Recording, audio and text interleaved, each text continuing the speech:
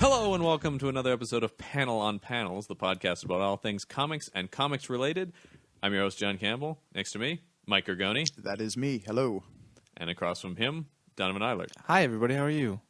I'm disappointed. No Why? foreign language greeting? You have Google Translate on your phone. I said I have five. I said I have 5 languages. We went through Spanish, German, we went Klingon, Swahili, and now English. I'm fifth. The Swahili was a bit of a stretchy. That could be the Especially when you case. start clicking.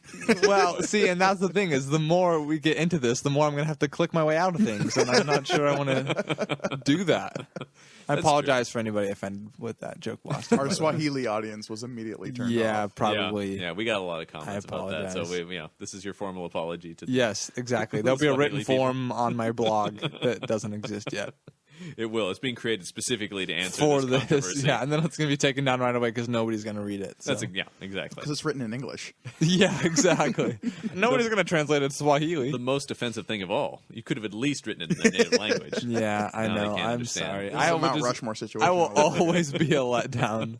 Sorry about that. So today's topic is, I think, a big one in the comic book world. It's a couple of big ones. Yeah, it's a couple of big ones. The In two fact, big ones. The big two, as they're frequently referred to. We're talking about Marvel and DC, and specifically comparing and contrasting them, looking at the rivalry between them, looking at how fans respond to them, and the anger people have about this stuff. Like, if you mention you're a DC fan to a Marvel fan, they get really upset. And then if you're like me... I'm pretty sure people who read comic books are aware of the rivalry, John. I'm just saying, but then it seems the worst to people like me who are like, well, I really like both. And then if you're like, oh, boo, shut up. Man. Yeah, because, I mean, I think we can all say right from the get-go is like, between the three of us, there's not so much a preference. We like good comics. Yes. Yeah.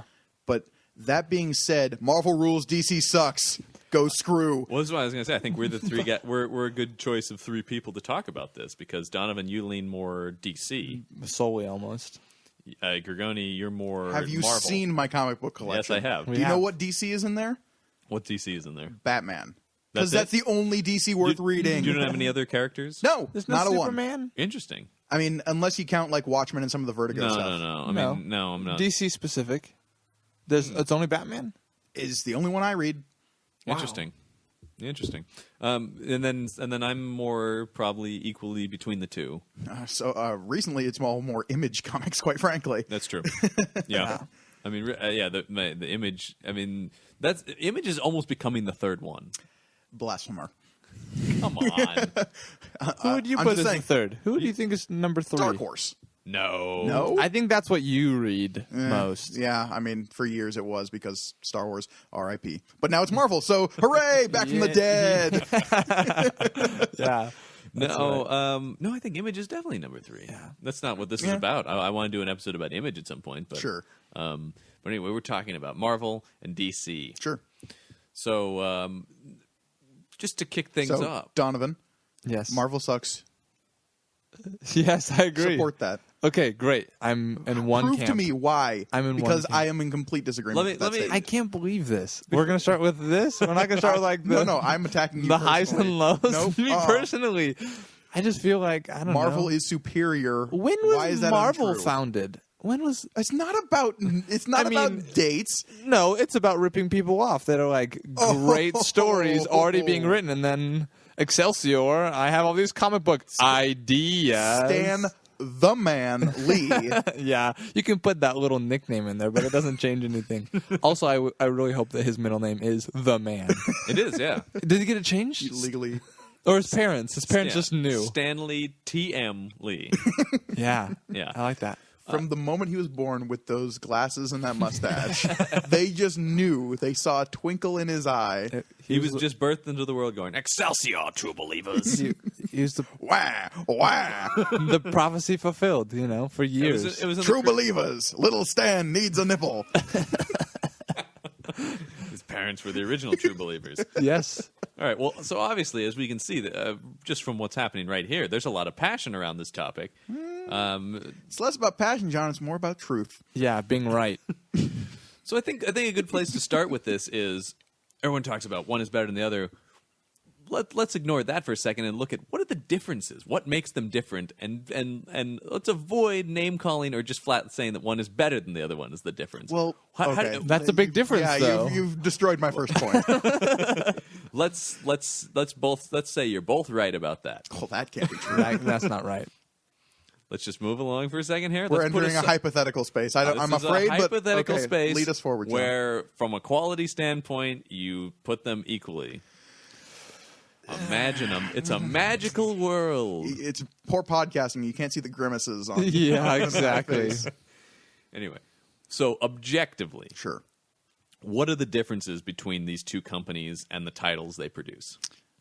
Is there? I mean, let's start with an approach to character right off the bat. Okay. They each have their own. One has boring characters. One doesn't. See, this Yep. is the kind of stuff. I need like the soccer card. You're gonna get a yellow card about this. Watch it. You don't want that red card. I want a card system brought into this podcast. I think that would help a lot. This is the first episode that's needed it. So, no. So, an approach to characters. They both have an iconic lineup of superheroes and Definitely. villains. Yes. But I think there are key differences between what makes these characters iconic and the approach to their creation, their origins, the way that they're still around today. What do you think those are? Well, I think right from the get-go, Marvel did a really good job of capturing the humanity of their characters and not making them these iconoclasts, not making them these like bland people to fill with superpowers, whereas Marvel had people. They had humans with like real-world problems. Spider-Man still has to pay for the bus, even though he can when he runs out of web cartridges. Yeah, I mean, I think that's true. I think that DC started off, especially in a time where it was all about the iconography behind things, truth, justice, American way. Like all the, like Batman is very much about justice. Marvel 1, DC 0. Let's knock that off right now. I'm just saying that I feel like they were more about the ideal of like, what if these things happened? And I think you're right that the Marvel is human stories. Yeah, I was reading something online that somebody said about that the DC characters are heroic people who have powers, whereas the Marvel characters are people who are given powers. Yeah. In a way, yeah. Radiation, yeah. usually. Yeah, I mean, well, look at, I mean, Fall into vats of things. Yeah. Is usually how it goes in DC. Yeah, VATS are better than radiation. But you said Marvel and DC, we can't bash on that, but we can bash on VATS, we can bash on radiation. Yeah. Okay, Those- that's better. Those individual things we can attack all day. Yeah, Sure. okay, good. But I think you bring up the point also that a lot of the Marvel characters are more science based. They have power thrust upon them. Yeah, but I'm also saying like they're how do you almost cope all with of that them sort of are like created in a way, even if it's accidentally. Well, unless you're talking about mutants. Well, yes, unless But we're they're talking about- created by happenstance. But even mutants like. have some kind of they're not created, but there's a scientific. Depending on which author you're reading. Well- As always, And Yeah, you look yeah. at Depends on you who look you at the atomic age at which Marvel is coming out of. I mean, that makes perfect sense that they're science-y, more science-y. The other thing too is a lot of the Marvel characters are almost burdened by their powers in a way that I don't see in DC. well, because DC, I feel like these people have these gifts and they use them altruistically, not because they're good people, but because that's like what these gifts should be for, and that is how the writers write them. Whereas Marvel characters get these powers after some sort of tribulation or hardship, and they, even if it's not initially they're using their powers for good, they come to understand that like to further the greater good of the people around them, they have to use these powers for good. Not because of any like overt altruism, but because they want to see the world made a better place for those that they love. Yeah, I mean, I think that's. I don't know, Donovan. How would you answer that? Like that. I mean, I'm saying as a DC fan, where do you why? What about DC do you think is superior to that in that sense? I mean, if this is the argument for Marvel's take on characters, what do you think is the argument for the approach that DC takes on characters? Oh, I don't know. I think that they're much more fantastic If that makes, I know you've got the Fantastic Four through. No. I think I see what you're saying as well, because the world of DC feels more fantastic. Yeah, exactly. I mean, this is also a big thing as well, is that all the Marvel characters, for the most part, exist in some version of our world. It's New York. Most of them are in New York City specifically. Yeah. I mean, you start getting out into the cosmic stuff, but yeah. Well, yeah, Sure. for sure. And then you even get into creations of things like Latveria and stuff. Yeah. But I feel like this fantastical element of these brand new places and brand new people with these super heightened powers and emotions and threats against the world that are being stopped by people who aren't from this world. You know, that's a little bit more high fantasy than what Marvel is. Well, this is what I was thinking. Is the answer as simple as DC is fantasy and Marvel is sci-fi?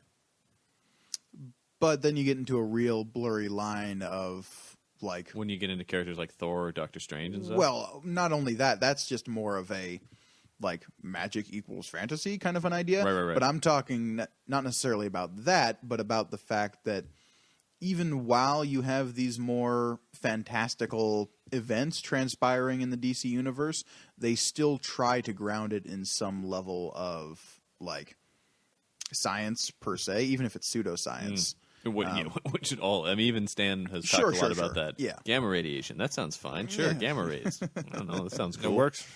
Yeah. I mean, exactly. But then you look at a character who, like the Flash in DC, who has a seemingly like Marvel-like creation, only kind of not, because it's also kind of nebulous in a way. It's not gamma radiation. Well, then you get into the later Flash stuff where it's like, what's the, what was it, the Speed Force or whatever? Yes. It's like some nebulous, all-purposeful force that is driving the creation of the Flash and his destiny in some way. Well, I feel like that's another thing that, and this isn't 100% true by any means, but DC, it feels like these people are waiting for these powers or waiting for this, and then as soon as they get it, they step into this role. You know, you've got Batman with his parents. You've got Flash, who's investigating the death of his mother for years and years and years, so he goes into the police force. And I mean, there's all these kinds of things around him that make it feel like they were waiting for these powers to happen. Where DC feels a little bit more mythological. Yeah. Like they're inhabiting I think that's a good word for it. roles Yeah. that exist in almost a vacuum, and then these characters step into those roles, as opposed to Marvel, where these characters are kind of figuring out who they are as they go along. Yeah, and another thing a lot of people discuss too is the power levels. That the DC characters are more powerful. Oh yeah, well, I mean, you got Superman who can punch a planet. Right. There's no one in a couple Green Lanterns who are planets. There's no one in Marvel who's as powerful as Superman. Well, I mean, we could argue that the Hulk gets stronger the matter he becomes. But that's just strong. That's strength. I'm talking about Hulk can't shoot lasers. Hulk can't Hulk doesn't need lasers, John. fly. I'm just saying Hulk can leap. He jump good. he can't leap as far as Jump Superman real can fly good. though, or anywhere near the speed. I'm just saying, like, in terms of like when you accumulate all of Superman's powers, there's no one character in Marvel that's as powerful. You can get into strength issues. I mean, Galactus? Yeah, Is Galactus a superhero? but I mean, let's He's even the eater of worlds. What do you want? no. But what I'm saying is, Man like, in a big purple suit. Yeah. he's just big and cosmic. I don't know. He has the Force Galactic, or whatever it is. The power's cosmic. That's it. Yeah, but Force Galactic is from Thrilling Adventure Hour. it almost seems like, depending on who's writing Superman, certain Superman interpretations could beat Galactus easily. Certain Superman interpretations can, like, punch a hole through reality. Sure. Fucking Final Crisis. Final Crisis, when he Yeah. flies across all known reality in the span of one heartbeat. Sure. Yeah. Makes sense. I'm just saying, like, and I think he's indicative Friction. of. Fich. Yeah, it doesn't exist. You've seen that spandex. I think he's indicative of the kind of thing. I mean, you even look at like comparable characters, like somebody like Quicksilver versus the Flash. Sure. Well, Quicksilver's really fast. I don't know that he'd ever run back in time. No, he has not. Exactly, that's what I'm saying. So I mean, they're comparable things, but everything is definitely more heightened in the DC universe in every sense of that I mean, you word, even think. look at two characters who literally don't have superpowers, Green Arrow and Hawkeye. Yeah. And Green Arrow still feels like a weird weight class above Hawkeye for some reason, even though they're practically they've got the same power set. Yeah.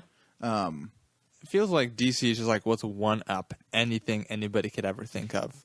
Well, what's But it's interesting not is necessarily they about came- Like one Batman. up. Oh, we killed Batman. Oh, by the way, he trained his mind how not to die, so he can crawl out of a grave Why? later. Because he's Batman. He's Batman.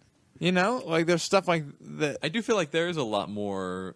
You can write off a lot of stories as, well, he's Batman, or he's Superman, or he's Green Lantern, or he's Flash, or he's whoever. Whereas I don't feel like Marvel does that, and that's what gives their characters depth. You haven't just gone, well, he's Captain America. Right. No, I mean, I think that there's. I mean, obviously, I'm a fan of both, but I do think that there's a lot more timeliness in Marvel, as opposed to a little bit more timelessness of DC. I mean, you look at stuff. I mean, I'm thinking of a character like Captain America. Sure. Frequently, Captain America comics are very much about the political climate at the time. No, you're not wrong. I mean, that really started like in the 70s under the Englehart run during the Watergate stuff, when he's really fighting Nixon-like stuff, like political conspiracy stuff. And a lot of that eventually leads to like the Brubaker stuff. And if you even look at the movie Winter Soldier, No, definitely. it's very like pressing and of this time in a way that I don't see as much in DC. And that's not a criticism of it. It's just, once again, because on the record, I like both a lot and probably equally. But does that mean that DC holds up better than Marvel? I think the Marvel stories are still timeless in their own way. Yeah, no, I don't think it means that it holds up better, but I do think that Like, there's did the origins of someone like Spider-Man not hold as much weight because they were more of their time? No, it's not a criticism necessarily. It's a difference in approach. And I think it's what you're referring to, John, is more specific story arcs. Like, you're still going to watch these characters progress and change, and that's going to be interesting throughout all time. Kind of, but I also think of something like the creation of the X-Men. I mean, they were created completely out of the civil rights movement. Sure. There's really nobody at DC that I can think of who was like created to represent something. I mean, there's great stuff like if you read Denny O'Neil and Neil Adams' Hard Traveling Heroes with the Green Lantern, Green Arrow stuff, where they're walking around and they're seeing the plight of the just American people.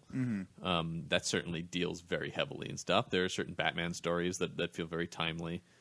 Can I just say that Green Arrow, Green Lantern always felt like a weird team up to me? It's like the only reason they're doing it is because they both got green in the name. That's one of the great runs in the history of comics. No, Yeah, I know. and I love when Flash joins them, too. Those three together, it's perfect. It's a wild and crazy bunch of kids out on the town. It's cool. I like that. But I mean, I think that is a difference in them, and they.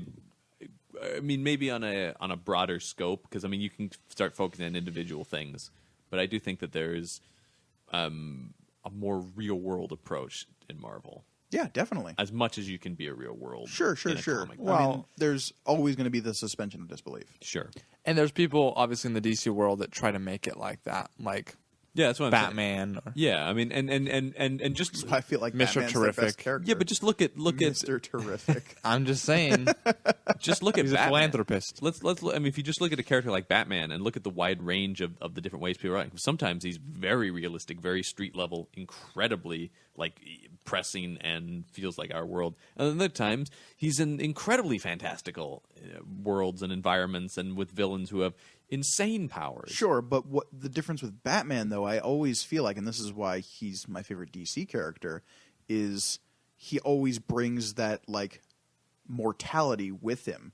He's the guy who represents the lens of the normal people in these crazy, fantastic scenarios. I'm sorry, I was chuckling because Batman has the normal person who. Sure. No, psychologically, no. Yeah, it's very, Right. Yeah, no. we love him. He's crazy.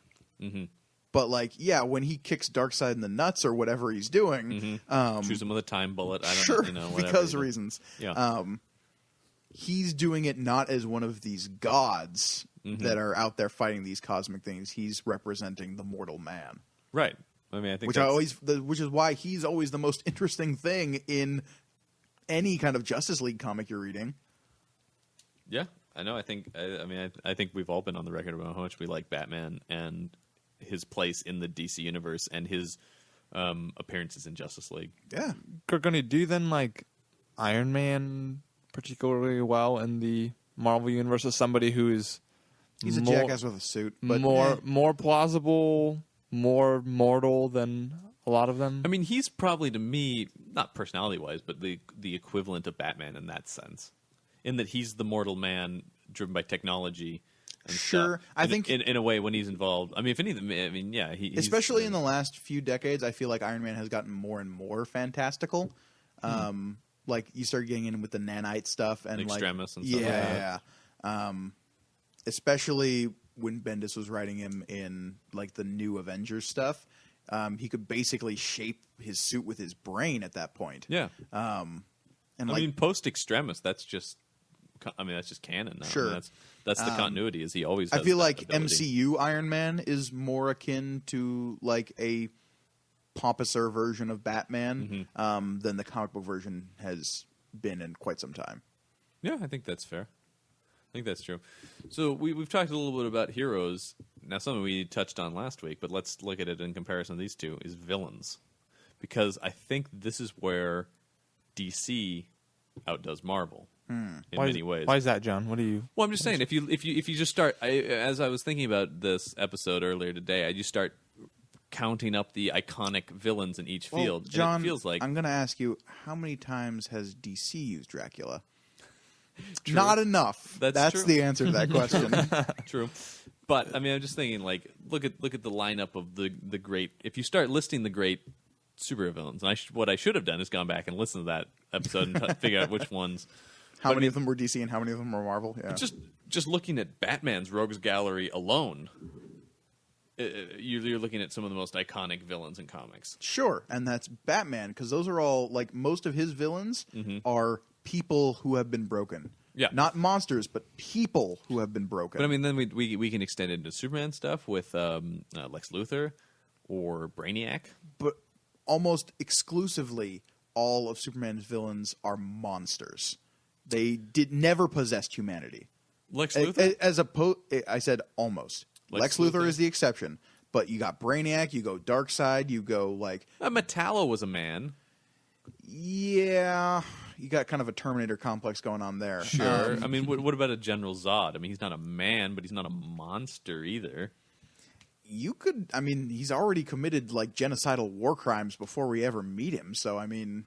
Yeah, I mean, I don't... I mean, just because he takes the form of a man doesn't mean he is like a man who was pushed to a broken state like we have with the Joker or the Riddler or the Penguin any of these really classic, like even Clayface, who is the most monstrous, I feel like, of Batman's villains, except for maybe Solomon Grundy. Killer Croc? Or Killer Croc, yeah. are like started out as people, and we see their degeneration in their origin stories to like what they become. Well, and that could be an issue of not seeing a General Zod origin story. I mean, he didn't start... But I think we've seen General Zod origin stories. No, I think I know what you're talking about. We've seen Like, there's what a leads to him being put in the Phantom Zone, not so much where he came from. And before, like, I mean, he was a little drives him boy to like be a everybody genocidal else. fuck. I mean, I think exactly. I think Man of Steel does a pretty good job, actually, of humanizing Zod in a way that I haven't seen in a lot of other stuff. I mean, in that he is everything he does for Krypton.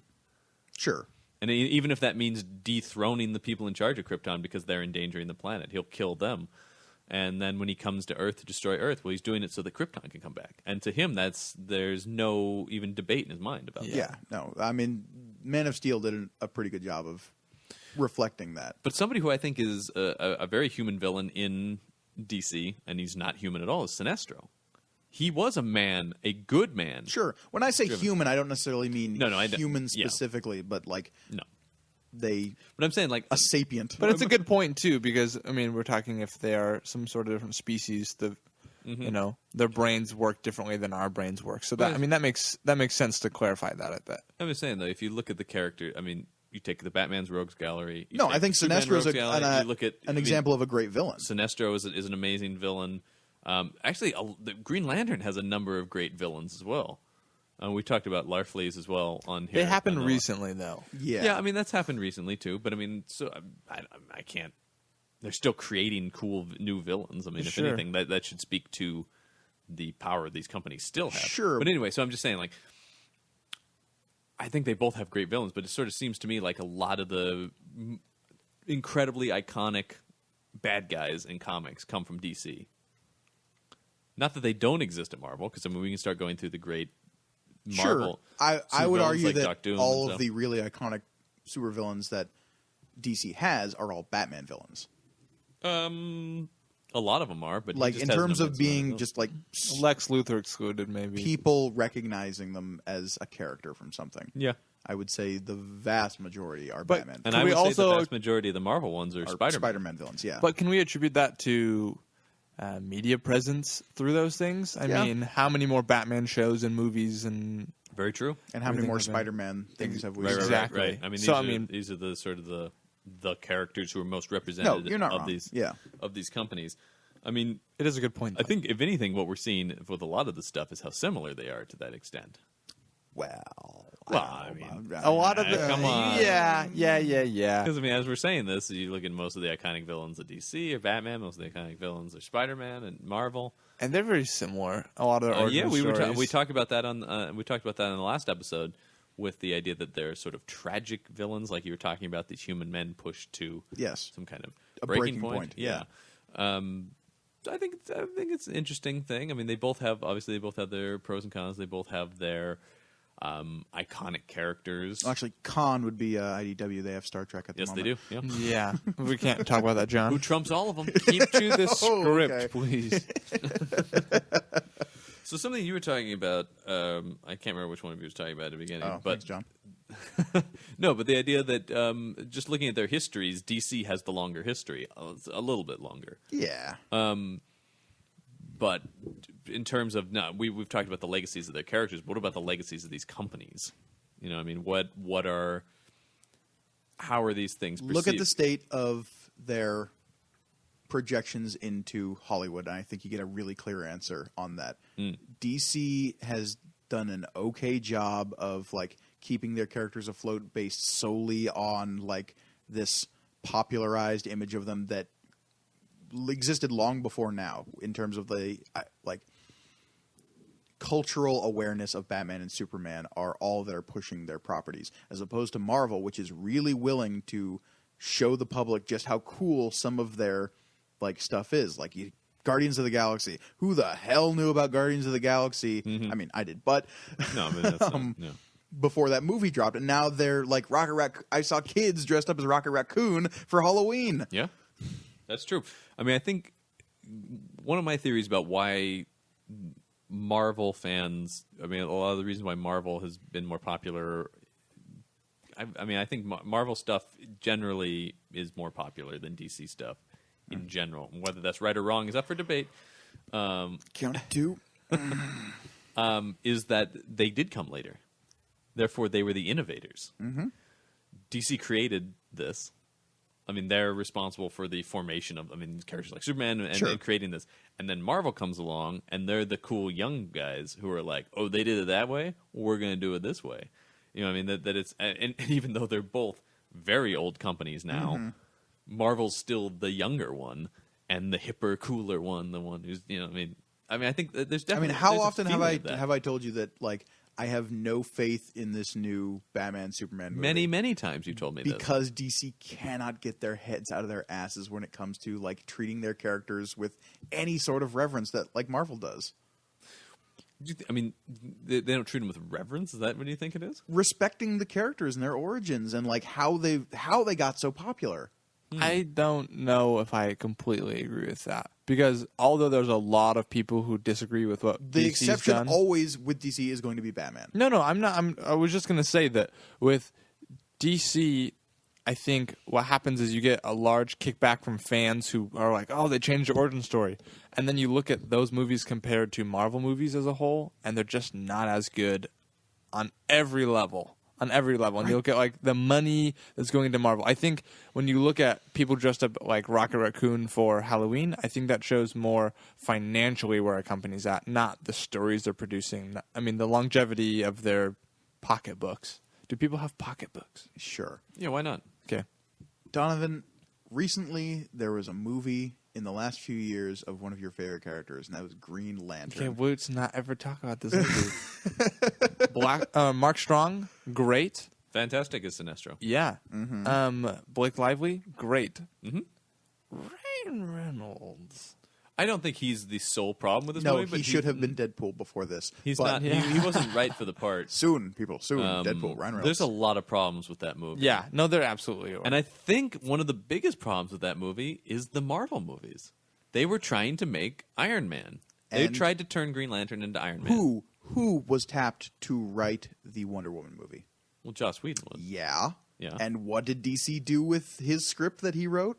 I have no. I mean, I They don't, threw it in the goddamn garbage. But John. here's the thing: is Joss Whedon can't write strong females. We've already seen that for years, right? I mean, come on, guys. years of him not writing. Everybody strong female knows that characters. Joss Whedon is the boys' club. Come on.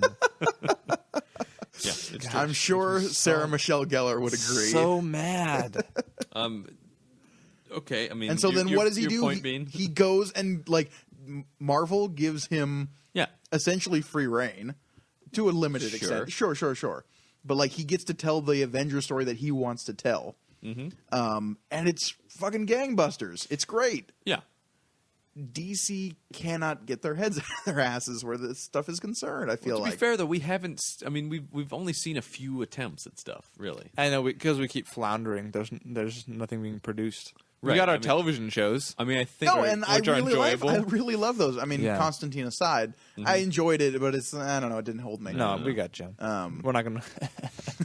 We don't need to talk about that. It's fine. Sure. But I mean, no, I think. By the time this goes out, I think it might have already been canceled. Oh, it's all. I mean, not even by the time, but as we're talking right now, it's pretty much canceled. I mean, they Sure. cut it back to 13, and they have almost no, and the ratings continue to fall. So I think Constantine's over. But he'll find new life on the big screen with Guillermo del Toro. So Ooh, excited for that. now that one, you think they might be able to do? I think Guillermo del Toro, if they leave him alone and let him make the movie he wants to make, I think it'll be good. Okay. They're really trying to play catch up with Marvel in terms of finding these creative people who are fans of the things that they love, Yeah. and letting them produce those things. Well, because I think David Ayer, who's doing Suicide Squad, is a really exciting and interesting filmmaker who obviously has a lot of passion for those characters and wants to make the Dirty Dozen with superheroes. Sure. And that's exactly what a Suicide Squad movie should be. And I think Suicide Squad is, and people keep, anytime I say this, people are like, well, they're very different characters. I'm like, I understand, but that's an attempt to do Guardians. Mm-hmm. And I think, if anything, you're seeing the reverse of what happened in comics, where DC came first and Marvel. I mean, DC did. I know it's kind of the same thing as I think about it now, which is DC launched first with Superman the movie back in '79, and then Sure. Batman, and then Marvel came along and innovated, and now DC's playing catch up to them. Mm-hmm. It's interesting. No, They do kind of have the that's same that's a great history point. in film as well.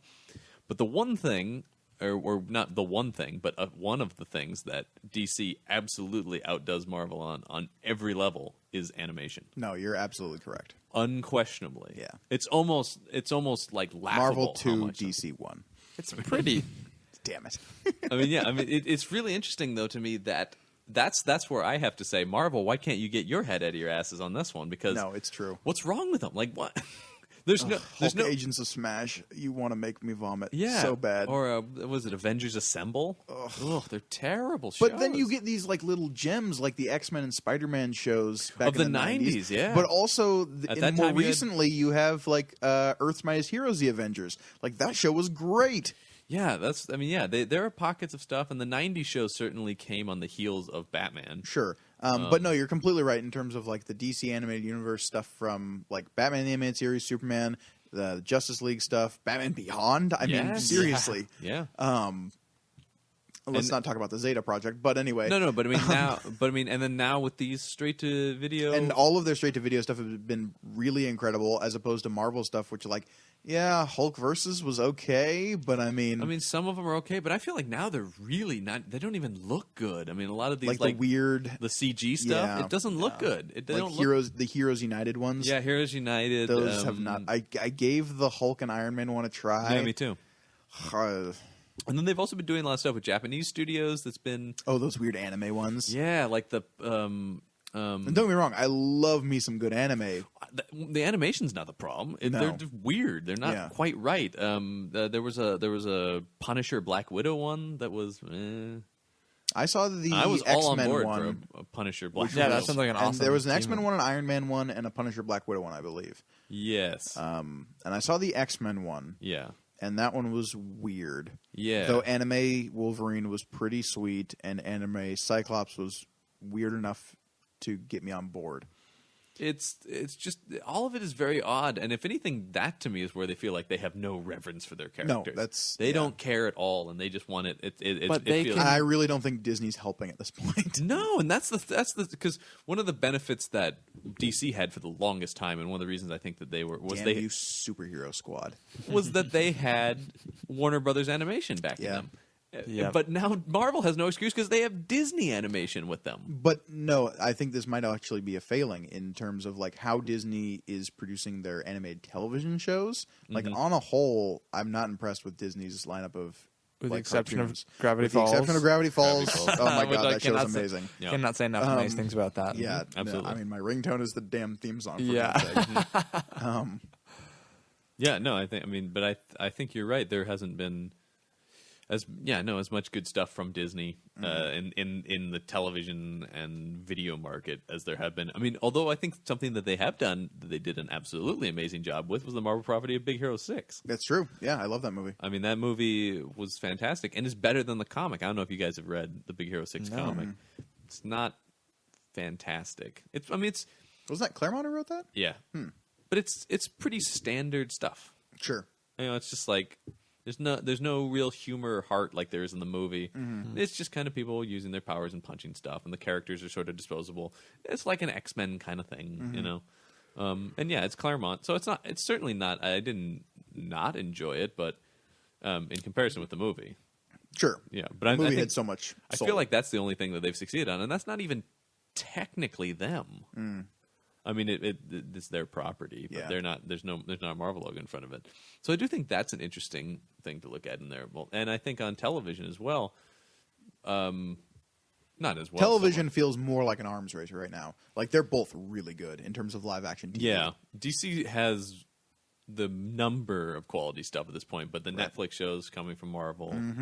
Yeah, that'll be an interesting. I think that's the next progression in the arms race This in terms is- of like escalation. Well, it's interesting that DC's attitude seems to be if they couldn't conquer the movies right away, they were going to take television. But the issue with that, I mean, and maybe this isn't true, but I keep hearing that they're not going to tie any of that in, so it just feels like Not to the movies. wasted time. I mean, you've got your Flash and you've got your Green Arrow already. Like, can we I think the figure out how view to they're make that taking though work? is that you're going to have your own contiguous universe within the shows.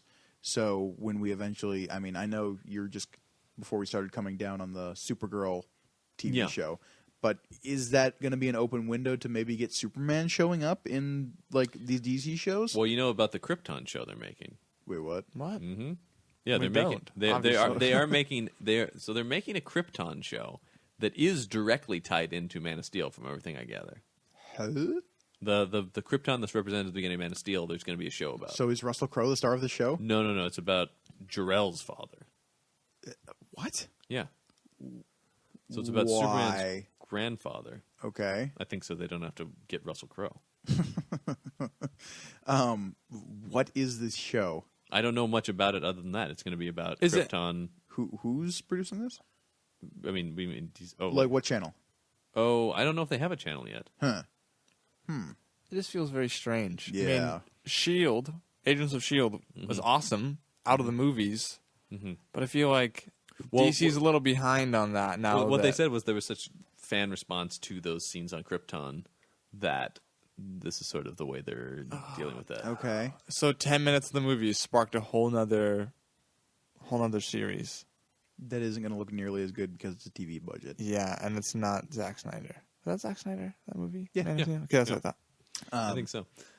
But one cool thing that, I mean, even though they're on different channels, I feel like the window is open for a lot of these DC shows bleh, So that to like create their own universe in a cool way. Like we were told that the Gotham show technically takes place in the same universe, at least as Arrow and Flash. And while we may not necessarily see a crossover anytime soon, Right.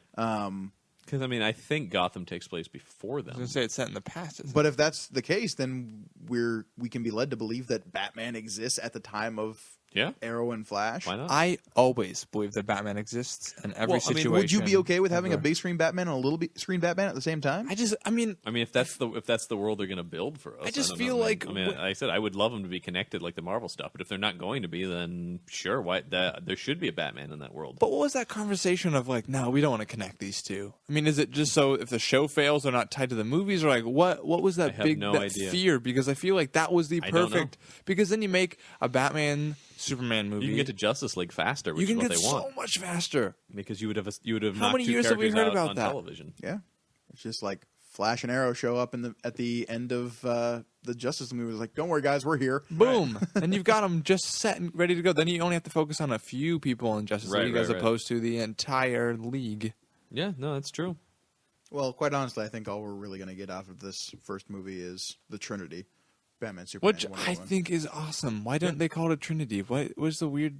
Do we know what that's all about? Why they didn't Well, call it's the movie gotta be- Trinity? No, I mean, Batman but v like, Superman, Dawn of Justice. I just feel like I would want to see the movie that I knew that all three were going to be in. I mean, I know now, but like when it first was conceived, I was like, yeah, that's Is Aquaman great. actually going to be in this movie, or is Jason Momoa going to just have like a scene? No idea. That's actually just home footage. He's opted to be Aquaman at home. He's got the orange shorts. He's got the he chopped off his somehow own hacked hand. into IMDb. Because you know he's going to be the badass hook hand version of Aquaman. He's gotta. How close is Atlantean to Dothraki? I mean, I'm pretty sure, like conversationally, it's like Spanish to Italian. okay, that makes sense. Like you can catch every third Did you word. say cucumber? Oh no, it was decapitation. I'm Oh, sorry. sorry. They're so similar. Awkward. So as so turning away from the other mediums and back into comics, we look at the lineups of we've looked at the lineups of heroes, we've looked at the lineups of villains. Let's talk about the people who have worked for these companies. Sure. The creators that have been spawned by So the two of them. all of them. Well, yeah, I mean, How sure. much? How little? Like, there's so much crossover between the two. It's- Over the years. This is the interesting thing I wanted to talk about, which is it seems like most people and most of the big creators have worked for both. There's a few With a exceptions. with a handful that haven't. There's like, has Bendis ever worked for DC? No. And has, I don't know. I can't even think of a DC author who hasn't worked for. Has Who hasn't- Snyder worked for Marvel? No. So He's fairly new, though. Yeah. He's a pretty up and coming kind of guy.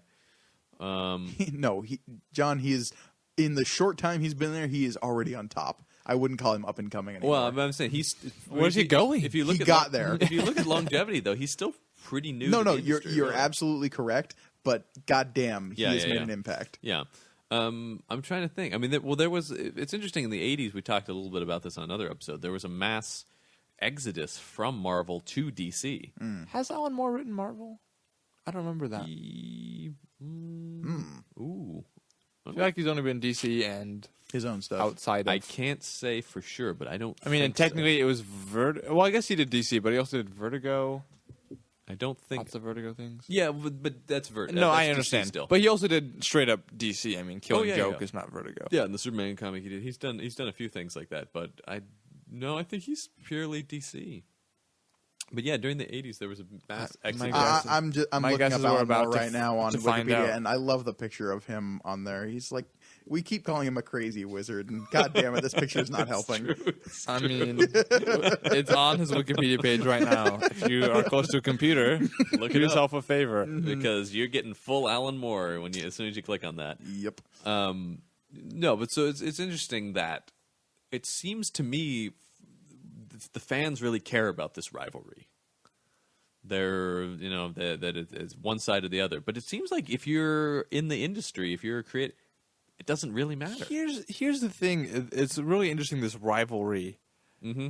I feel like I focus more on DC just because there's so much to do in that it's like I don't have time to do other things. And I mean, quite honestly, that might be the same reason I'm so focused on Marvel. Is like, at a certain point, we both started reading these characters from our separate companies, and we're so invested in these like long ongoing storylines. It's like, how do I have time to read anything that DC is producing when I have to keep up with Avengers Well, or how many Avengers titles are going on at one point. brings me Unless to somebody wants to another point, sponsor too, me to read comics professionally, which I would do, by the way. Anyone out there who would like to sponsor us sitting around reading comics and then talking about them, Sure. please feel free to shoot us an email. Yeah, if this was just our job, I think Oh. we'd be we'd be all right. Yeah. I would be both then. And if you want to find out, This brings me to another point, which is continuity. Yes. Yes. Can I just say one continuity. word here, and Yeah. that's crisis? Donovan, rebuttal? I just feel like you have to accept a few things. You know, it's like What? your in-laws. Some kind of infinite thing, and then another final thing, and all the things in There's between. an identity thing as well. Identity crisis, by the way, is fantastic. Identity Crisis is really good, actually. I highly recommend anyone check. That's not really a crisis one like it's, the other I mean, ones. it's called Crisis. It is called Crisis, but it's Man. called Identity Crisis. It's not like a Crisis on Infinite Earths or anything like that. It's its own isolated, really cool Justice League story. It's a teeny crisis. Yeah, It sparks a lot of other crises. Yeah, sure. Because I mean, Chrysos? that was right before Infinite Crisis. No, I'm pretty sure Chrysos was the main character of God of War. Yeah, I think that's right. No, I mean the what we deal with in Infinite or Identity Crisis is pretty. It still has. Yeah, for sure. But I think Marvel has overall done a better job with their continuity. In terms of you're talking about the ability to follow the two, I find with DC you really have to read individual things and story arcs in a way, because as a universe they're really trying to be more. They're trying to be better now. I'd say Well, since the how New many times 52 have they restarted? Oh, I don't even know. Well, since the New 52, I feel like there's some you read all the Bat Family stuff. The problem Marvel has had in but now recent that- years is yeah. keep trying to give people jumping on points while still keeping within the continuity. Right. Yeah, exactly. The Heroic Age. The Heroic Marvel Age, Now. Marvel Now, Marvel Point One, Heroes Reborn. yeah. They've done so many of these things. and now we've got this new Secret Wars coming, Oh, which yeah. you just informed me about before we started recording, and I did not know that's what it was going to be. a in terms smashing together of the 616 and the Ultimate Universe. because that's what I liked about Marvel for the longest time was there was really only the two continuities, and then we'd have like the weird books every once in a while, like Age of Ultron or Old Man Logan, and those were like weird what if stories, which I enjoyed. Even Age of Ultron, though, is still connected to the 616. Sure, because sure, they sure. leave the 616 to go to it. Yeah. But and then you had the Ultimate Universe, which was like, okay, if you want to write this character, but you want to do your own thing, go write it in Ultimate, and it was great. Yeah. But even that, the Ultimate started to get confusing It's true. at a certain point. I mean, we can talk a little bit about just continuity in general. I mean, it's kind of a burden no matter who you are. I mean, I just it like really the is. idea of Jeff Johns sitting in an office on the top of a building somewhere, and people are constantly running in and saying, "Can I do this?" And he says yes or no, just all day long. That's his entire job. Because I feel like that's what it would be like. You can't have him do that. I mean, that's probably what Brian Michael Bendis does at Marvel. yeah, exactly. And the two of them call each other at the long day. Oh man, they wanted Aquaman to be a woman today. Tell them I they did can't the do same thing with Thor. Did you say no? Because I said, Oh no! whoops. Well, time will tell. Yikes. No. You say no. I'll say yes. We'll see what happens. Yeah, exactly. My favorite quote about continuity comes from the great comic book writer Len Wein, who has said many times that the problem with continuity is it changed your best writer to your worst writer. Mm-hmm. Because if everything counts, well, then no matter how crappy it is, it happened. And Clone Saga. yeah, that happened. Sigh. That happened. I mean, the Marvel But universe, Ultimate Clone Saga. Hooray. not bad. Bendis was able to write that ship. But I do think that both of them have struggled with continuity, while Marvel has been more consistent in their adherence to their continuity.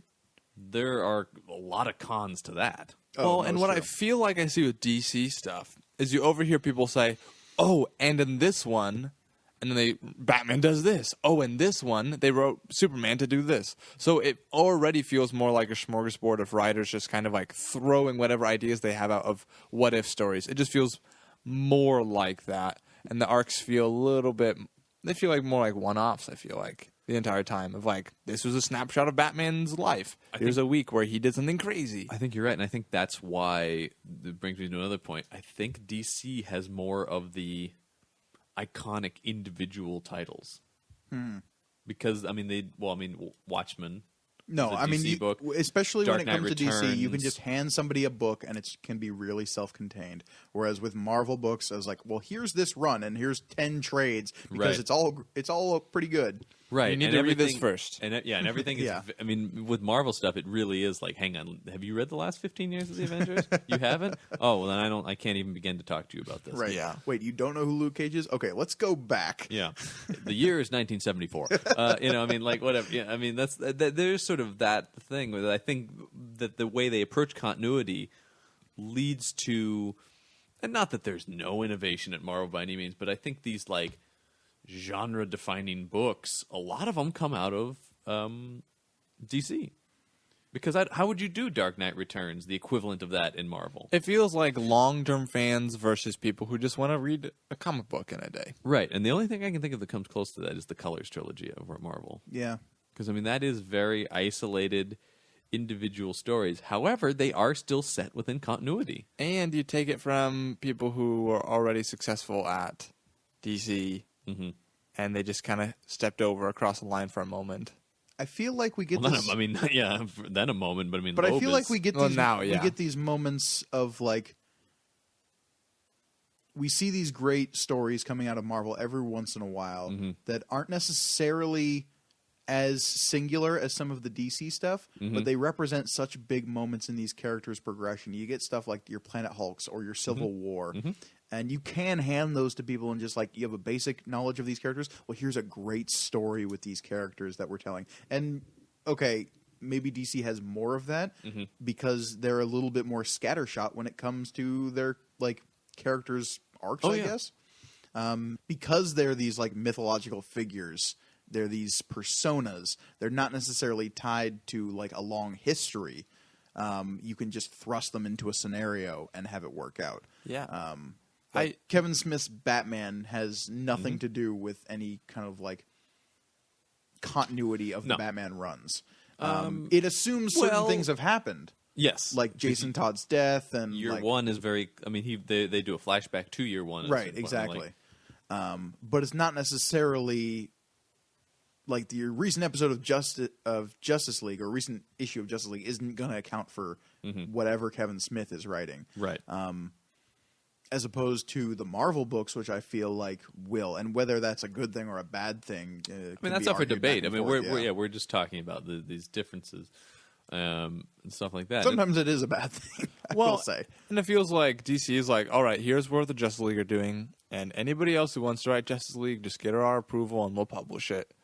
Right? I mean, it felt like that for years. Of people like, well, so what's the origin story of this person? I'm like, well, who are you reading? Because this, and this. And I think, something that has definitely helped to bolster Marvel in the last bit of time is the advent of the internet and Wikipedia and like, oh, what is their origin? I can just quickly Google this, figure it out. I don't have to read all of Claremont because I know this happens generally, and now I'm all caught up. Right. You can catch up in a day as opposed to like going through stacks in your attic of like, oh my gosh. I would be I'm never gonna fascinated do to this. see whatever the proto Wikipedia was at Marvel before, like the advent, of like in 1992. What was the intranet It's of one. Marvel? No, it's one old timer in the corner who remembers every story. It's Stan Lee. Maybe Uatu / Stan Lee. Oh, we did that in Spider-Man issue 138. And so right. you sit down Panel and, number 4. and Uncle Stan tells you a great story, and then now you're all caught up after 8 days. where somehow he didn't sleep, eat, or blink. Yeah, just every once in a while you give him a brisket and he's good to go. This scenario makes me think the Wikipedia is a bad thing now. If we've lost that, Well, no. Stan's the one writing the wiki. yeah, All of the wikis. I'm just transferring my thoughts See, into this machine. I always assumed that like whenever anyone writes a Marvel comic, that information is just like instantly uploaded into Stan Lee, so he automatically knows the entire continuity of any Hang on, Marvel honey, property. they're downloading this month's comics into But me. did he also give the idea in the first place telepathically? We can only assume. He's just seen it all progress on this timeline, and now he's just He walking it out. transcends time and yeah. space. Well, he is there to observe all the great moments. He's there. He's like the Doctor. So No, he's a Watu. Okay, yeah. Who's kind of like the I Doctor? really hope they reveal him to be a Watu in one of these movies. Like that would make me so happy. we've talked a lot about the rivalry and the differences between them. Let's talk about some of the similarities Oh between God, them. do we have to? Yes, we have to. They both are comic books. They're both Well, comic books. well, no, yeah, They're yeah. both companies, Let's- writers let's who look at it. write stories Let's about look at it at a more draw specific level. pictures. I guess what certain ones have capes. I'm talking about, like, characters, having things. I mean, like the more one-to-one comparisons. There's a Justice League. There are the Avengers. They both have Archer characters, like we mentioned, Hawkeye and Green Arrow. They both Well- have speedster characters. They both have, Well, it's something to bring up. Have you guys ever read? I think there's only 2 trades of it, but there's a series. the done- actual Marvel versus DC. the amalgam series. ones. Did you ever read these? Oh, the Gorgonian? actual amalgam characters. Yeah. I Well, know. no- well, Where they- like Stan Lee wrote Batman. And No, stuff? No, that no. was just Stan Lee like saying that he could do it better. Well, but that's- there's a series where very briefly you had team ups. It was like Lobo versus Wolverine. That it was- was that was Batman versus Wolverine and Captain America. Well, versus- that was actually Marvel versus DC. Was But the title then of that. right But then I know after what that, you're talking about now. amalgam is you take these 2 people who just fought and put them together. So now you have Elektra Catwoman, and you've You got literally merge them together into one character. Some kind of horrible like Dragon Ball Z fusion. Yeah, mode. yeah, It is fascinating. Some of the images still haunt me to this day. But it's I've never read any of it. I know. You've of never it. read any of I've it? never read any of it. Oh, I I'm know. assuming I there's know a it super exists. cap somewhere. Who does Cap blend with? Is not Superman No, I thought Superman fights. I thought he fought Hulk. It's been a long time. Super Hulk? No, Let me. I don't think Hulk could pull off a Let me cape. I'm dig just that out saying. of the closet and let me find that for you guys. Sure, Because yeah. Or if anybody's read it and comment in and let us know what happens. But I remember there's. I'm assuming it all works out. Well, I mean, and then it's just like, oops, that was fun. Or it's done. I mean, that's what it was. It's like, what did they fight? And then next issue, for no apparent reason, they're now the same thing. And then you've created this like, DC Marvel universe where these 2 people. And clearly, that was never meant to be. Well, it didn't We last need to very put long. them down like Old Yeller. I just saw that movie the first time. But I'm trying to think of anything. I mean, we've talked about a few of the similarities. I mean, obviously, there's characters that hold the same kind of place. Like I think Captain America and Superman kind of hold the same place as a character type. Not that they're similar necessarily as characters, but they both Yeah. represent that leadership figure, that like old-fashioned sense of right and wrong, Sure. do-goodery. But I guess what I'm talking about are the more like the. I mean, we talked about Green Arrow and Hawkeye, but really, how different are they? I mean, you wanted to do a character breakdown of Let's look at even something that's. I think it's even more very clearly is like Black Cat and Catwoman. yeah. It's hard to that one's- say that they're not similar. Right. I mean, they're both potential love interests for the heroes of their respective books. Spider-Man and Ambiguous, good. I would or say bad. cat Spider-Man suits. and Batman have a very similar. Like, I mean, I believe you guys brought this point up a little bit earlier. Is that like they both come from a tragic death in the family? They both like dedicate their lives to justice, not necessarily for the same reasons. Because I kind of dig the idea that Spider-Man's more started out as a vengeance kick. Oh, for sure. And I mean, You know, Batman. I was gonna certainly say did, Batman. too. I feel like with Joe Chill and Sure. Yeah, but I mean, I think there's a difference in. he can become a symbol. Yeah, I mean, I don't know. I think that I mean, there's a difference between.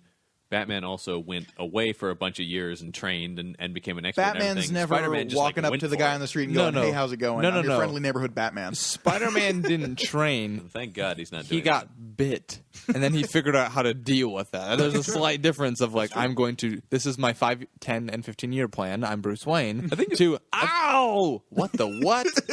I think a character who's almost maybe more comparable to Batman is Daredevil. Yeah, I mean, agree with they come out of this dark past. Commit their Daredevil lives to has powers, but Sort of. not. he's got the relative strength of a blind guy. Yeah, I mean, he's got the radar sense and stuff. Yeah, like that. that's a pretty sweet. Yeah, but I'm saying setup. and then they're a little bit more street level. They come out of like. Do you want them to organized visualize crime. it in the new show like they did in the Ben Affleck movie? Yes, exactly like that. I can only see you when it rains. I'm flipping through every Daredevil comic I own to try to find where that's anywhere in there. Where they got that idea. Because I don't see this in here. Nope, It's not in Miller, not in Bendis. They're not reading in comic books Brubaker. and they're watching Singing in the Rain at the same time. They're like, wait a A little bit of second. confusion. Makes sense. I'm fighting in the rain. I'm fighting in the rain. That's my favorite scene in what the movie. a glorious Yeah. kingpin I'm punching again. That's right. That was a beautiful scene. You know that was all in one take? It wasn't even scripted. Ben Affleck Just went off. He just went for it. So we've obviously talked about our opinions about this and the rivalry. Are we done with similarities because we couldn't find any? No, there's similar. Do you want to talk more about? We can talk more about No, I just similarities. whatever. We just kind of mentioned a few of them, and it is kind of interesting, power wise at least. And I mean, I'm I not was talking saying about I'm bitter characters on that. about the whole like stealing ideas things, but there's a lot. I mean, after a while, it's like, well, they have a fast guy. Let's get a fast guy. Well, you can look at Or- things like the Atom and or- Ant-Man. Yeah, There are only exactly. so many superpowers. I feel Exactly. like. No. And so I'm saying you're gonna have crossover that directly like that because they're the same power. But Yeah. like you look at Iron Man versus Batman, like temperament are way different, you know? Or Spider-Man versus Batman, way different temperament. Everybody has a way different temperament than Batman, is what we just learned, boys and girls. I think aside from not killing, he and the Punisher actually have the closest temperament. Yeah. Okay. Yeah. For now. I mean, if you flipped the switch in Batman and he just started killing people, he'd be the Punisher. Exactly. Yeah. Really? I think that's honestly one of the. If anything, he'd be a way more efficient and deadly I was Punisher. going to say, everything would be done in like 10 minutes. Gotham City, body bags. it You does just have to seem- order like 18,000 body bags. It does seem to me that if a guy like the Punisher was running around and was moving with the lethal efficiency that he is, crime would be eradicated pretty quickly, though. I mean, if he's just killing everyone, that's it. Sure. That's a big reason why it's tough for him to fight, like major Marvel characters, because the Kingpin can't be gone. I mean, he can't just like shove a grenade down the Kingpin's throat and blow him up. It would take a few. There's a lot in there. I don't think the Kingpin that's in the comics. I don't think anyone's legs could support the amount of upper weight that man has. Science, That's his- John. That's his superpower, John. He would just, I do love when he just like bumps somebody with his stomach in the comics or whatever and sends them flying or what. Yeah, he does kind of use his fat as a superpower in the comics. I mean, he definitely, especially in the Ultimate universe, Oh, yeah, you see him yeah. as way more physically intimidating, like him having to like crush people with his bare hands. He's still a huge dude. Oh yeah, no question about it. So I mean, what? So if we are continuing on this line of similarities, I just thought we kind of like abandoned that ship pretty quickly. It's just like similarities. Nope. Well, I mean, here's the thing: is next in thing. our comments section, if you have similarities that you think, Well, I think write in, let us know what you think. God, you're encouraging like I want to know what people constructive behavior in think the about comment me. section. I don't even know. I want to know what think people anymore. no, think just about keep me. calling us gay. It's fine. We're assuming before. Okay. If we don't encourage one thing, we'll get the other. No, I was going to say though. I think ultimately the similarities do come down to, like you said, it's just similarities in superheroes, in powers. Yeah. There's only so many things under the sun that you can think of that are just like, yeah, a guy can shrink, a guy can run fast, a guy can punch someone really hard, you know, a guy can fly. I mean, you can only do so many things at the end of the day. I mean, how many innovative, like totally original superpowers are we seeing? Well, we have our list of shitty X-Men powers, like mutants who are Oh, the cursed with the worst the- of the worst powers. The that we world have will yet to never see. be the same as once The those. man who can throw any type of cat through any pane of glass. Oh yeah, he's gonna be a Super force to be reckoned specific. with. Not exactly useful. I mean, depends. Are they Scares killer the hell cats? out of No, kids. not necessarily. Are they exploding cats? No. Unless you strap a grenade to him. No. But even then, the grenade wouldn't go through the glass, just the cat. Oh, They the would cat. It would separate Oh, right before they hit the glass. interesting. Yeah, Well, then No other building material either, just glass. Just glass. That he can send cats through. he misses by an inch, and the Oh, the cat cat's gets just the right up window. against the wall. And then it's pissed. Yeah, then it's a killer cat. No, but because he's still human, he's still throwing it with a human arm. Sure. So, Right. like, at best, he's going to stun and piss off Well, the I cat. like the idea that to train up, he's just throwing cats through panes of glass, maybe, and he's just got a whole bunch of feral cats in his basement, and it just gets really Ooh, has to explain what he's doing So to his wife. that is number one on our list of Yes. shitty superpowers. obviously. No, what I was going to say though is we've talked about the similarities, the differences, the rivalries. Do you think the world at large gives a crap about any of this? Oh, God, no, John. I mean, we're nerds. We like picking apart minutia. No. Forget minutia. Uh-huh. Do you think the world at large even understands that there's a difference between these two things and the subsequent characters that represent. Because I'm honestly going to say no. my mother asked me if Batman was a Marvel character. Mm-hmm. And People always ask me that question. I saw the Avengers with someone who asked if Wonder Woman was going to be in it right before the movie started. Yeah, do you think there's even a sense of a difference between them? I mean, we're talking about all these similarities and differences between them, but I think that we're at large, like outside of comic book fans, they're just superheroes in general. Yeah. But here's what's interesting, though, is people who see me as a really great-looking, nerdy guy, just because this is a podcast and you'll never know. Humble brag. But I'm a great-looking nerdy guy. Yeah. I'm not saying I'm a great-looking guy, but for a nerdy guy, Yeah. pretty good. Exactly. Keep that bar right in the middle, Donovan. Self-confidence through the middle. Yeah. People still ask me that question all the time. They want to know. They know that there's a difference, and they know that they should know the difference. They just know that they don't know the It's difference. a known unknown, not an unknown unknown. Yes, exactly. Like people are like, "Oh yeah." So wait, which one is which? You know, and I don't know what the motivation is. I would assume because they want to better themselves. But We can only assume. but people do ask that question. You know. Yeah. And yeah, I feel like that there's the people know that, and I feel like people know that people are choosing sides like a sports team, and whether or not they pay attention to that sports team, they want to know who the cool person to choose. But then while those people are talking about sports, then we go, yeah, go sports team. Right. Yeah, exactly. I hope one of them wins today. Go the old green and blacks. Yeah, Get that's right. all Yeah. them point goals. Yeah, Yeah. No, exactly. That's It was like I was talking to a guy today about comics, and he was saying all the ones he read, and it was like Flash and Iron Man, and there was this theme of people wearing red and yellow, and I like the idea of him going into a comic book shop, and he was like, "What do you want to read today, son?" He's like, "You got anything that has a red and yellow lead to it?" And that's like his whole qualifications. Well, I do think that without really, if you're not invested in the characters of the story, isn't it really just who has the coolest costume? Yeah, or the coolest splash page on the front of it. Yeah. Like, oh yeah. Yeah, I mean, I think that's true. There's a reason the covers are always so exciting of comics. Or Well, at then least you- they try to be. Oh, and they've gotten better than they used to Oh, be yeah. because they used to just not have anything to do with what was inside. It didn't matter. They were just insane, Captain cool America cover. punching Hitler. I don't think he actually does that in the comic ever. Nope. I mean, there were a bunch of Superman comics from that time too, where he was like picking up German U-boats and crashing them on the shore, but he never actually fought any Nazis in any of the stories. Because that war would have been over in a second, John. Exactly. Well, that's I mean, that's something that's been said about Superman many times, which is don't have him solve any real world issues because as soon as you put down the comic, it's still there. Yeah. That's a terrible thing to do with Superman. Yeah. So I think the last point I want to talk about is where do you think they are now? I feel like we've covered this ground a Do you? little bit in terms of like their media presence. No. I'm not talking about that. I'm talking about the book specifically. Oh, the book specifically? I'm talking about the comic book specifically, not the media presence. Okay. I'm talking about. We've talked about these fundamental differences between them in their histories and in their approaches to things. Like, how do you think in their current status? How do you think they compare to each other right now? I feel like Marvel is out ahead with what they're putting out. I think a key difference between them right now is it seems like the movies as well, Marvel is hiring interesting people to take over books. Yep. And kind of letting them do what they want with them. Damn straight. I mean, you have things like Fraction's Hawkeye, Woo, baby.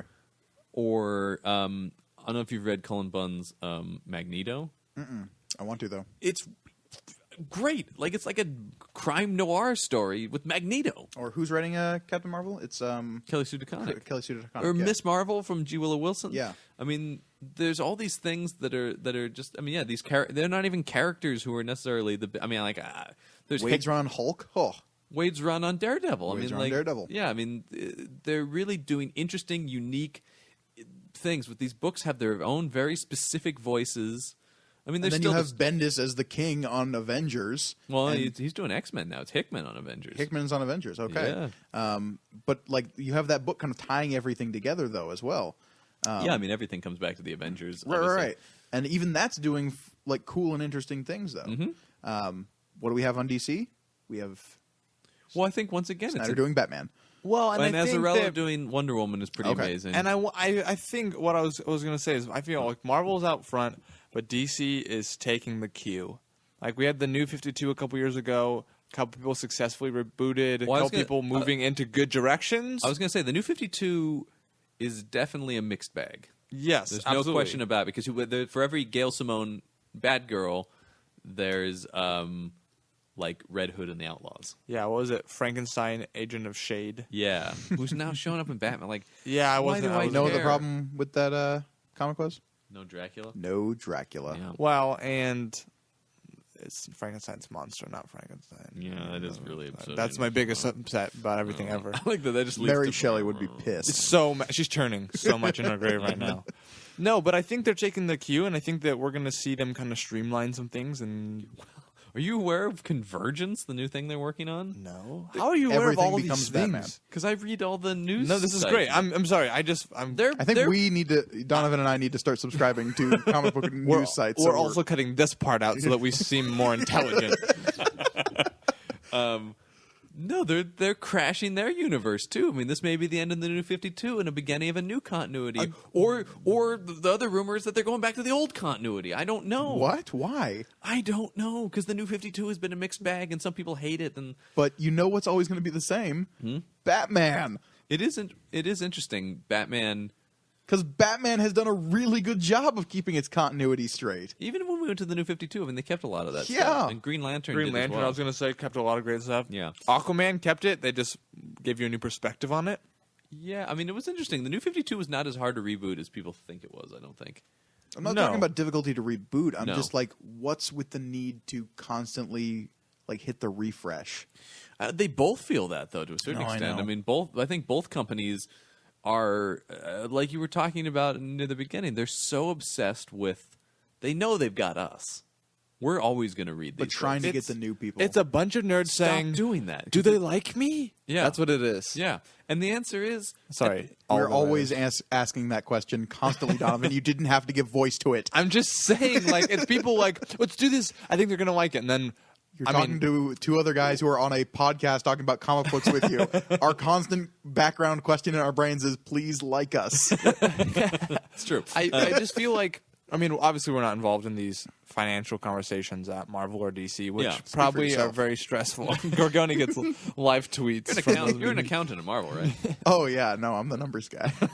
But I just feel like, I mean, obviously there's more to it than we know on a company standpoint. Well, but I mean, one of the problems with it is like at the beginning of the New 52, those books sold like gangbusters. Because it was new and people were like, what is this? But then after a But few then months, they read it and found out what this is. and then guess what? It all settled back down into the same people reading them again, and they're not necessarily getting new people. This is the other big thing that's interesting in comics that people talk about. For the first time, it's not about I mean, in maybe the last 20 years when I say for the first time, maybe even 20, 25 years. Anyway, but it used to be you would have a generation of kids who would read comic books, and then those kids would grow up, and the next generation of kids would come in. That stopped happening. When was the It's last time now- you saw comic books on a newsstand, John? Yeah, I don't see them. It's because like how the distribution of print media is changing. I mean, print media is dying. No, but I'm saying beyond that, what they're doing is they're just retaining the same readers who are always reading it. Sure. And they're not necessarily getting new ones. I think with every like new generation of nerds kind of coming into their own and getting, let's face it, disposable income. No, I think I think that's true. I mean, I'm not saying they're not getting any, but I mean, they're mainly what they're seeing is the majority of readers are just going to age and keep reading the books. well, and not to be philosophical here, but isn't that the purpose of our podcast, is to pass this information along to other people, hopefully Is it? next generations? Is that who is listening to this podcast? Yeah, 6-year-olds. No, but I mean, I feel like people. I hope not.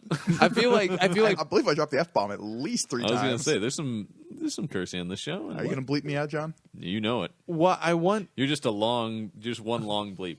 That would be way more irritating, and I feel, no offense to both of you, that you're cutting back on the comedy of this podcast a little bit by Just cutting me out. All Yeah. bleeps for an hour and 40 minutes. But come on. I just we feel have like- we have to go mainstream with this thing. So The idea is like, we want them to survive. We need want people to be radio play. interested. yeah. Lots of radio play.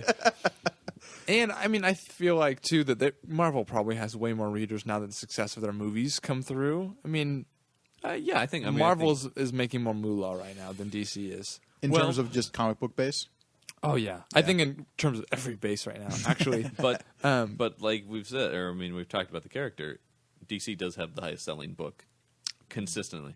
Batman. Sure. I mean, because he's Batman. That's right. Batman is the one flaw in all of my arguments. It's because he's Batman. Yeah. I can do nothing in the face of But the bat. he outsells every other book by far from anybody. Do we have sales numbers on that, John? I don't have sales numbers on, but I do check the sales numbers Sure. somewhat regularly, and it's always Batman at the top. Yeah. I don't have. I mean, I'm not denying. I I'm don't just have. wondering I don't have the numbers on Sure. it, but he's always number one and has been for years. Yeah. No, maybe He's the most popular character in any because he's in the Batman. medium. Yeah, I You mean, know- and he's maybe the most popular character in all the mediums. It seems like. I mean, really. Yeah.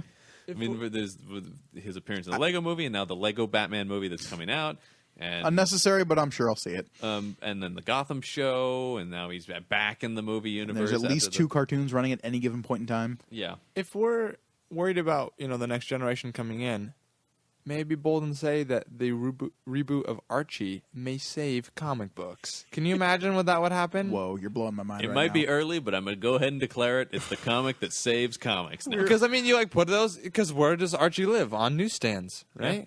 It's at the end of the. No, you're absolutely I have I'm no serious idea. in the fact that what if that happens? I have no idea if that's how they're going to distribute that book or not. I hope so, That'd be so awesome. but probably They not. just replace the old, outdated ones with the bright, flashy, brand new ones. Good Yeah. stories. Mark Waid. Yeah, Mark That'd Waid, be- Fiona Staples art. This might be a recurring theme, but what if Archie saves comics? Well, as we said in one of the previous episodes. Hashtag Archie is our savior. yes. There you go. No. Hashtag Archie is our stalwart. Yes. Please tweet that out, everybody. Yeah. I want to see that as a trending topic on Twitter so badly. Archie is our stalwart. Yeah, Archie is our stalwart. Yeah. Man, I never thought this podcast would turn to a lot of Archie love. We haven't even read it. We haven't even read it. I'm so I don't even know behind when it now. comes out. Now that I know it's saving comics, John, I'm 100% for this comic. Watch us read this, and it's just the biggest pile of garbage. I will defend it forever. that'd be It collapses under its own awesomeness and just becomes a steaming pile of Well, because shit. no comic can live up to the hype we've put No, on I it. know. It's still Archie. Jughead's still in it, and he's still wearing a crown. I can't wait. I've written no, me neither. I can't. We will absolutely Hashtag review, Archie is our stalwart. Yes. Just keep listening till we review that. we will absolutely review Archie #1 on this show. Dramatic reenactments. Please say we're going to Yes, do dramatic reenactments. we're going to fully cast the comic, Yes. and then perform it as a radio play. That we can't promise, but we will review the comic. Yes, I don't think we're going to do that because that'd be insane. So, final thoughts on Marvel versus DC? I mean, I guess they're both okay. I mean, they're fine in each of their own ways, I They're suppose. different. Yeah. I Separate don't- but equal. Well, I mean, if you want to segregate, which would be what something a DC fan would definitely do. Probably. Folks, and just when I thought we'd found peace, I thought this show had done it. I thought we'd broken down the wall. If the Marvel people could just shower every once in a while, I'd just be I'm fine. just saying, if the DC people could get off their pedestal and maybe I'm sorry, I age can't is hear not a- you. I can't. Yeah, way down there. uh-huh. Hello? Yep. I'm sorry. I just. Well, folks, I guess the message here is the feud will never end. Unfortunately, there'll always be Marvel versus DC. But hey, there's Soon we'll have another company gang up on Donovan, and that's Image Comics. Clearly, the young one must be destroyed. Stay tuned for the episode about Image. Yeah. because that's coming Excited soon. for that. All right, so as we wrap that up, we turn, of course, to our recommendation segment, where As always. the three of us recommend awesome comic books that we think you should be reading right now. We're going to kick things off with Mike Gargoni. Yes, I am Mike Gargoni. And my recommendation for this week is a comic book that I supremely enjoy. I read this at a fairly young age after being exposed to the anime that it was based off of it, and that is Shiro Masamune's The Ghost in the Shell. I highly recommend the first, I guess you'd call it a trade. Yeah, I don't. What else would you call it? Yeah, I don't know. It's certainly for more mature audiences. This is a bit timely because Scarlett Johansson has just been cast as the lead in the film adaptation of it, and we'll see how that goes. But yeah, Shiro Masamune is Masamune. How would you say that, Donovan? I can't read it from here. Masamune. Okay, let's go with that. I think it's Italian. This book came out of No, I Italy. Yeah, didn't- he is responsible for a lot of the cyberpunk movement, I guess, between Ghost in the Shell and stuff like Appleseed. That I've heard of. Yeah, same guy. I know those titles, so obviously those are... And Ghost in the Shell also produced a very good anime, couple of movies, as well as the TV series Standalone Complex. So yeah, having reread it recently, I can't recommend the second one because it gets a little weird with some crazy psychic powers. Okay. But the first one is really, really good, and so are most of the animes attached to it. Cool. Did you give a brief synopsis there? Or I mean, basically, woman in the near to distant future, post World War III, humanity has sort of become more fused with technology. It's very transhumanist in that way, and she's part of a counter-terrorist task force dealing with cyber crimes and stuff of that nature. Not necessarily the hackers you're used to in today's age, but in a future where everyone's brain is hooked up to computers and people can literally be hacked from the inside. And so trying to deal with those sorts of problems is what Ghost in the Shell is about. cool. Thank you. Very cool. Good book. Donovan, what do you got this week? I'm rereading the Whiteout books by Greg Rucka, number 1 and number 2. I don't know if they have other titles. I don't remember that. Awesome U.S. Marshal in Antarctica. First one's like a detective story about a murder mystery. People lose appendages. It's pretty awesome. And the second one is more like a buddy cop adventure. Well, That's not a buddy cop. There's betrayal. They team up with the Russians. There's objects. Kind of like Indiana Jones teaming up with the commies. Okay. And that's not like that at all. But I actually prefer the second one, which is incentive to read the first and the second one. Anyways, beautiful How was art. that movie? What was The movie that... Oh, there was also, I believe, a movie that had the same No, name. there wasn't. Had the No. same name. No? It was a I direct. seem to remember. No movie. It was a direct Underworld sequel, I think, Oh, okay. with Kate Beckinsale. Yeah, it was an Underworld sequel that was mistakenly released as a Well, movie called why now? Whiteout. Because vampires have very pale flesh. Right, Sure, right. sure. But it also was in snowy climates, so it was very confusing. I'm not sure if it ties but in. nothing to do with the comic itself? I can't remember. I don't think and I so. don't, I don't think think I so. want to recommend that you watch that movie. thinking No, it's I the don't same. think you do. I don't think you do. But what if you enjoyed the movie Whiteout? If you enjoyed the movie Whiteout, hopefully you still have half of your brain left, and you can read the comics, Yeah. which I think you'll enjoy even more. You're functioning enough after the head trauma to be able to pick up a comic and read it? Yes, I hope. And If you can do that, bravo. Yes. All right. So, how about you, John? My recommendations this week, in honor of our show, I have a pick from DC and a pick from Marvel. Oh, you See, diplomat. And we picked books from neither, just to be diplomatic. Yeah, I think Oni Press is the Yeah. Yeah, they put out Whiteout. From DC, I have the Flash. Is the new 52 Flash by Francis Manapul and Brian Bucalato?